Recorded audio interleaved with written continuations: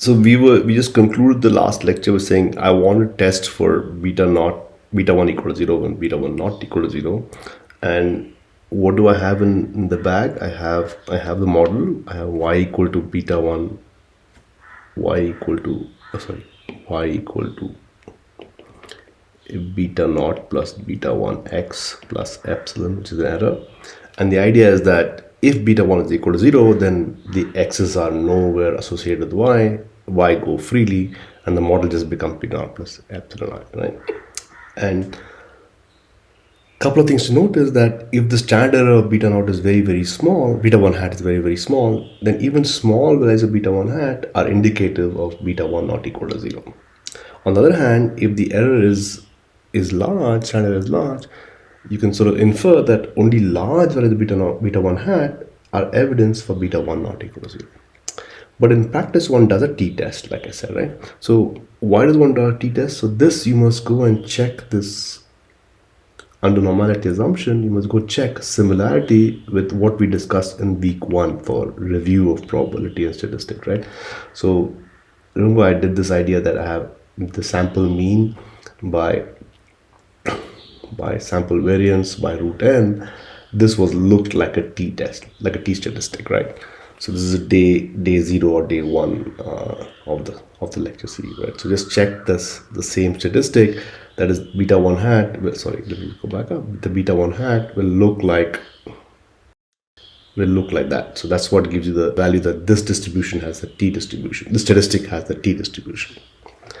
So to test what it's going to do, you just go to the t tables. You look at the chance that if you want to test the hypothesis that beta 1 is equal to 0 versus beta 1 not equal to 0, you go to the t tables, you compute the probability that the t statistic in absolute value is bigger than a fixed t value. And that's what you call as the p value. And then you conclude if small value indicates that it's unlikely to observe a substantial relationship between x and y. So let me write this down. Substantial relationship between x and y.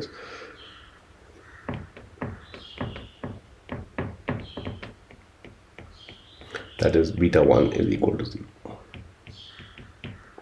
Most likely. Very good. So now that's one way to assess the model, that you test the relationship properly. So are there other ways to assess the model? So let's just discuss that a little bit, conclude this chapter of assessing the estimators. So there are two other ways to do this. So let's go by one. So the quality of regression. So first I've given you an error estimate in terms of intervals. Then I give you a test, the t-test. There are two other ways. So the two other ways are the following. So one is called the residual sum of squares, and the other is called the R-square statistic. So these are both necessary elements of understanding how good your linear regression is. So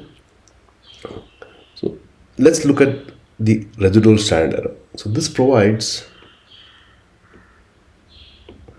an absolute measure of the lack of fit. So if the residual standard error is high, then your fit is it's there's going to be lack of fit.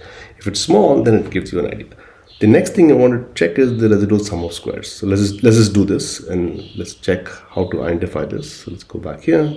So let's make this RSC and this in pink so we keep in mind. So first we know the residual sum of squares is going to be just, you go look at the data points, you go look at your estimated values, you see how your estimated values of beta naught hat plus beta 1 xi, beta 1 hat xi differ from the true yi's. Residual sum of squares. So the residual standard error, what you do, you just have to just make sure that it's kind of an estimate of sigma squared. So you just have to take 1 over n minus 2 times the square root of the residual sum of squares. So something that you can check. This is a good estimate of sigma squared. So exercise to check if you haven't done this before. So then RSC is just going to be equal to, if I rewrite this whole thing, I just replace RSS by y minus beta naught hat beta 1 x y.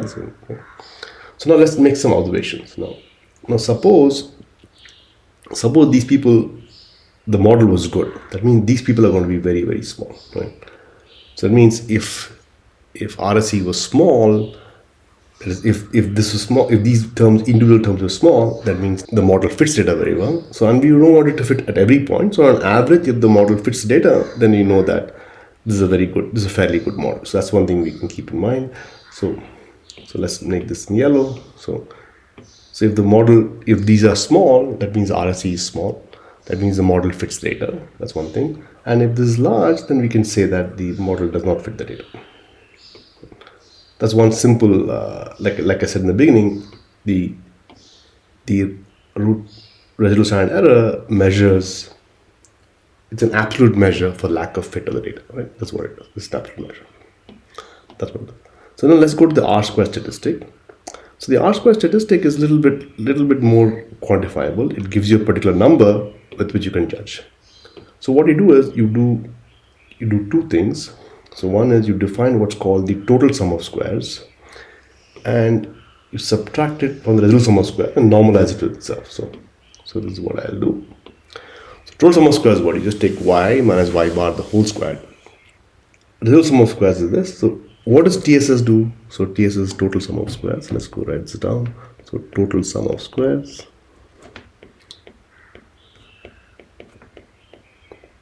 So clearly, total sum of squares, what does it do? It just takes yi minus y bar. So yi minus y bar measures the variance of y, right? That's clear. So you're looking at the variance of y, that's total sum of squares.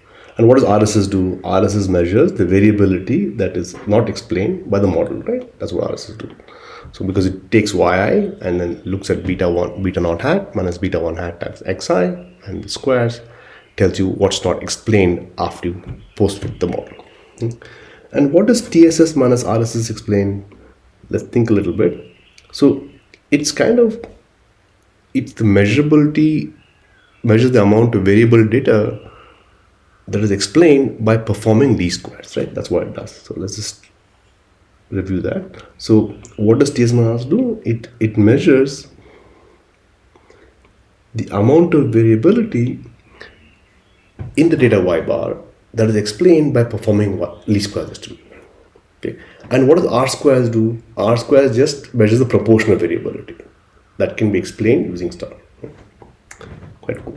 So R square is just 1 minus RSS by TSS, right? So TSS minus RSS explains the variability, and TSS divided by TSS is a proportion. So it's exactly this. So let's do this. So R square statistic here measures the proportional variability on y bar that can be explained by using x bar. So once you use x bar, using x, how can I explain y? Right. So now what happens now? So what is this? So if I write like this, if this is close to 1, that means I'm doing a better model. That means this is very, very small and I'm doing a better model. If this is close to 0, then I'm not doing if it's far from 0, far from 1, I'm not doing a good fit to the model. So that's exactly what I do. So R square is close to 1. A large proportion of variability is explained by the model. If R square is close to 0, linear model is perhaps wrong. That's the formal idea of this measure.